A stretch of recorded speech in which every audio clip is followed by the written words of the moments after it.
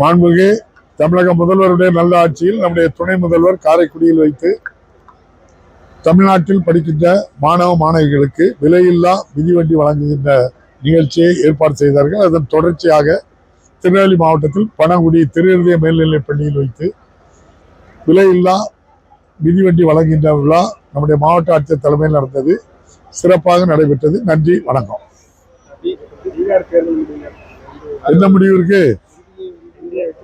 எவ்வளவு? சரி,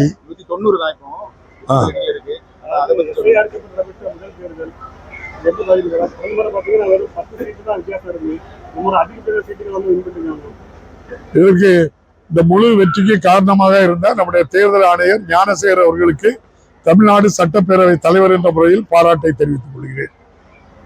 நன்றி, வணக்கம். இல்ல, அவங்க ஒரு எஸ்ஐஆர்ங்கிறதே ஒரு புது சாப்ட்வேர் கிரியேட் பண்ணி தேவையான அளவுக்கு என்ன செய்யறதாங்க. இப்போ அந்த மாநிலத்துல வரலாறு காணாத அளவுக்கு அதிகமான வாக்குப்பதிவுங்காங்க. அந்த வாக்குப்பதிவுல சந்தேகம் இருக்குன்னு எல்லாரும் சொல்றாங்க. குறைஞ்சபட்சம் ஒரு 6% அளவுக்கு அந்த சாப்ட்வேர் மூலம் வாக்களித்ததா சொல்றாங்க. விசாரிச்சா தெரியும்.